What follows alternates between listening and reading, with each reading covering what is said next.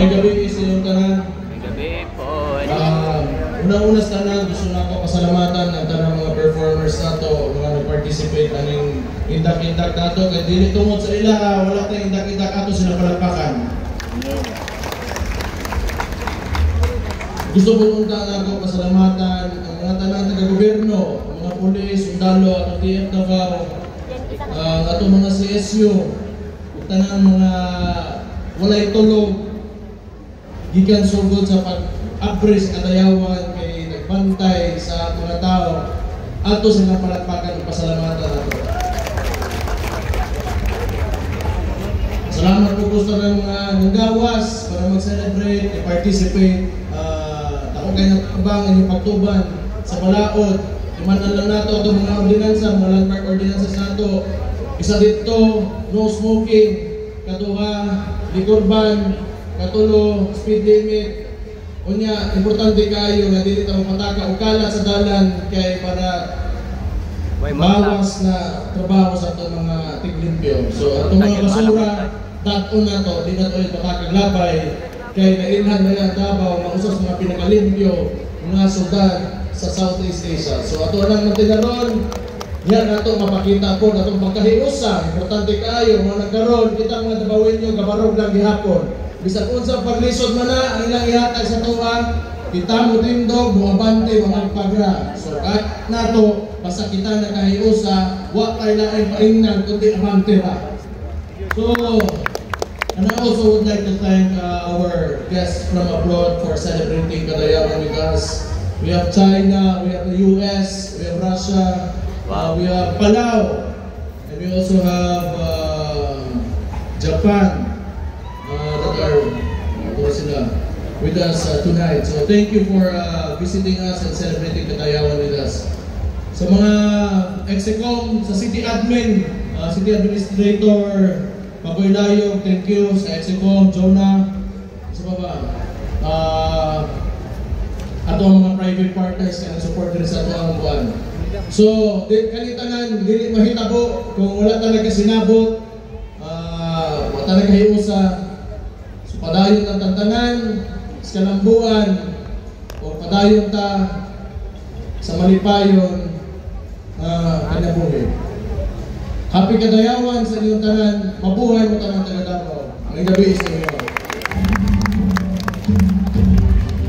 Once again, ladies and gentlemen, there you have it, our acting mayor, Honorable Sebastian Vasquez D. Duterte. Palakpakan nato ang atong halangdong mayor!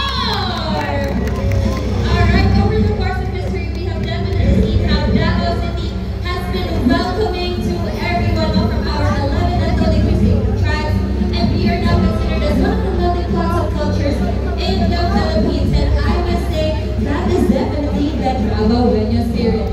And speaking of Davao-Wenya spirit, I'm sure everyone is very excited to know the results of our Pamulak sa Kadayawan and our Indak sa Kadayawan. But before we let that excitement go, now we will be presenting to you one of Davao City's pride. Of course, but before that, we would like to, of course, acknowledge all of our sponsors for making this event possible. Let us all watch this.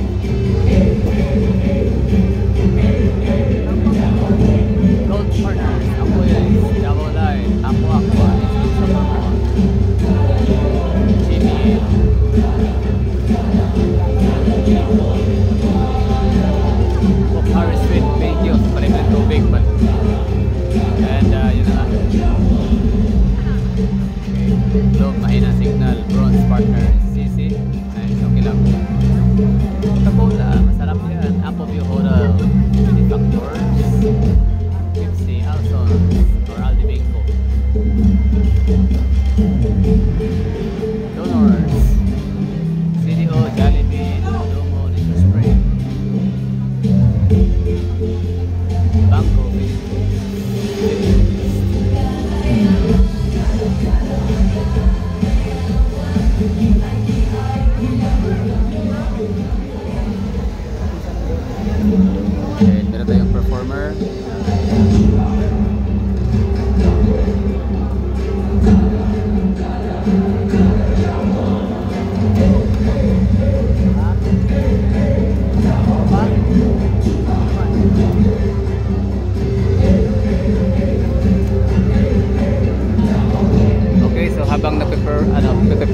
habang nagpe-prepare yung natin performer, parang special performers or intermission, iikot-ikot natin yung camera na makita ko niyo yung crowd check kumbaga,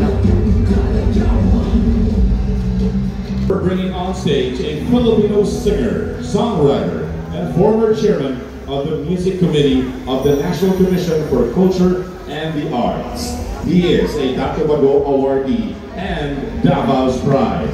Please put your hands together for Joey Ayala.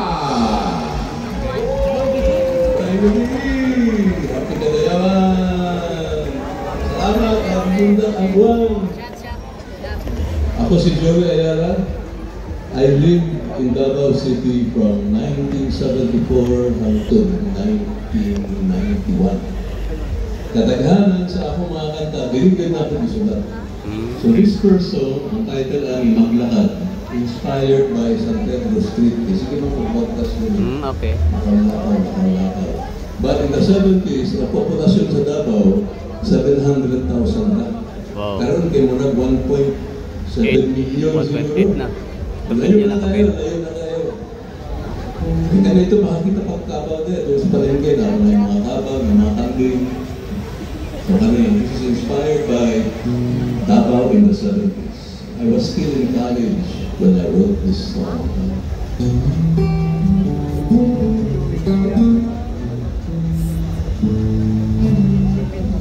Thank you.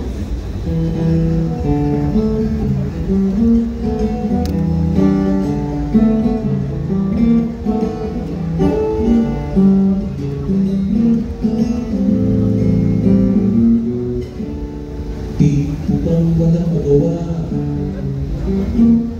Di po bang sawang-sawa ka na sa buhay? Ganyan ang piling nangyayari sa aking nakakulong sa bahay. Hindi sapat ang managinip na lang buong araw. Hindi sapat ang magkamot na lang ng tiyan. Tanging gamot sa kainipan na maglakad, maglakad. Sarang-sarang maglakad, maglakad. Pera may makikita, maglakad, maglakad. Igalawan yung paa, maglakad. Sarang-sarang isuot ang yung sapatos, tsinelas o pakya. Kung ikaganahan, di pwede magpaa at maglakad ng dahan-dahan. Huwag kang maghabol, iyong ang panahon, easy lang. Maglakad, pagmasdan sa mga hayop, mga manok na nagtatawiran, asong naliligawan.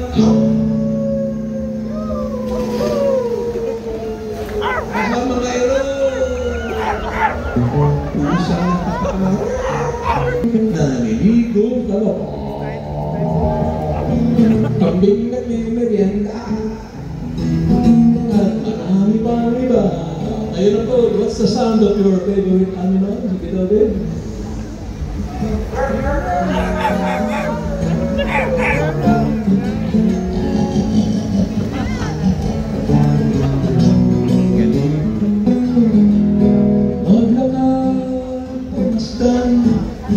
Sari-sari mga tao, mga lolang nakatabato, mga nagpuputuhan sa hagdan, pulika, ang nalolong basto.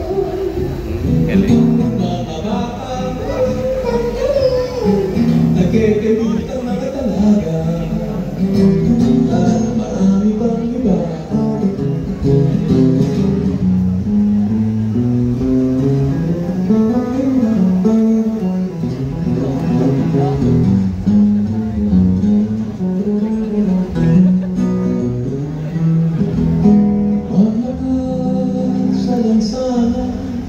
Sariwari ng isipan, tanggalin ang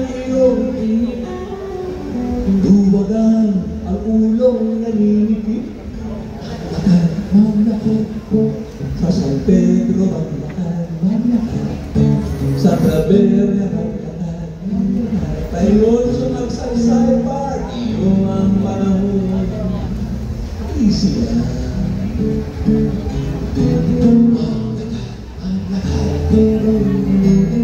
Maglakad.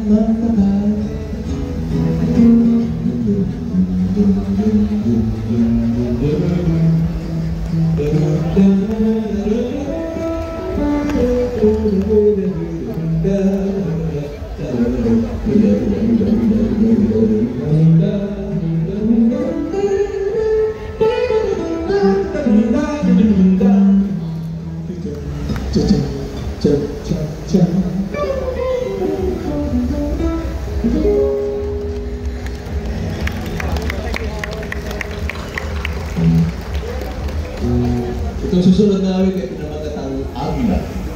Dito ko rin kinumpos yan, tapos yung DXRP, radio station DXRP na gobyerno, may DJ dyan si Ginoong Ricky Jimenez. Hindi ko alam kung buwan ba si Ricky. Bawa na, kabalong tayo, out of touch. Nag-call na siya, mga composer sa Davao, apin sila Popong, daghang kayo may ipaatumi sa radio station, yes taas. Mag-record may kanta, mga original tanan. Every Sunday, i-play na sa radyo. So, inspirasyon kaya na sa mga local composers. Kaya kitagaan may o venue na matunggan may sa aming mga silina o mga parente sa radyo. Dami, Agila.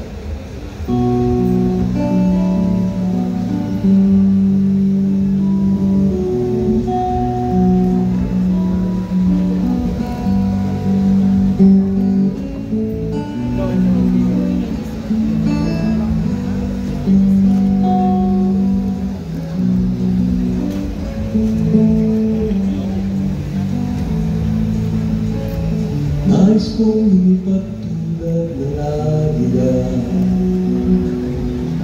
at lutang-lutang sa hangin, pagkaroon ng pugad sa puso ng kagubatan. Ngunit ito ay panagip lang at maaaring di matupad.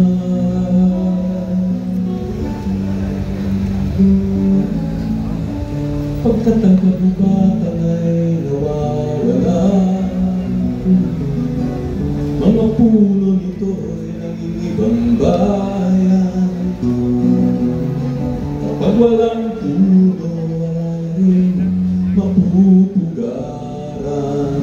Kapag ang Agila ay walang pugad, wala na siyang dahilan lumipad.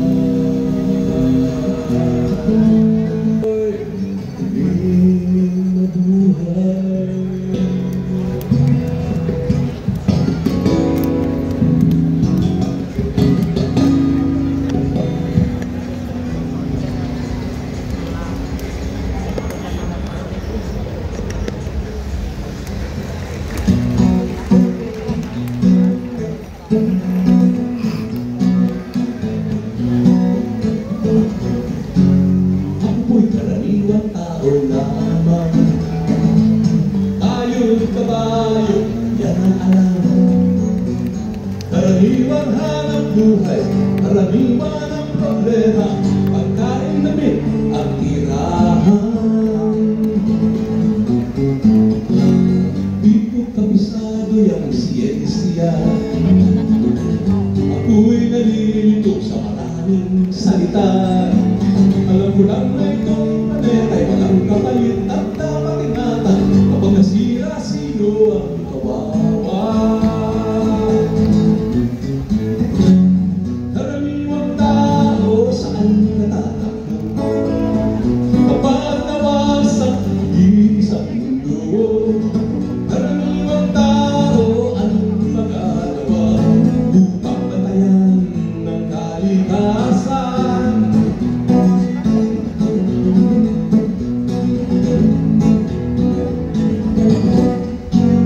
Karaniwang bagay ay pipansin, kapag naipon ay nagiging suliranin.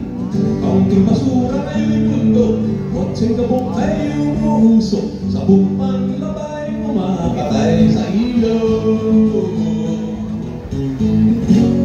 May lasong galing sa industriya, ibinubuga ng mga pabrika.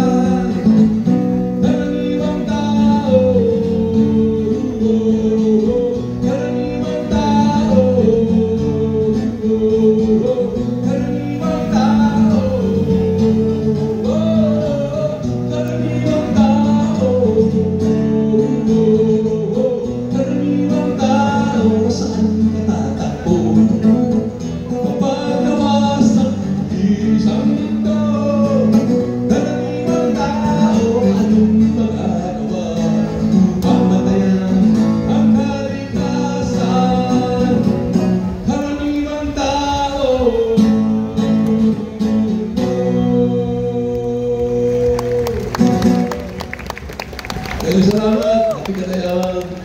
This is the first Kadayawan na akong nasubuyan na wala akong makita ng mga fruits of flowers.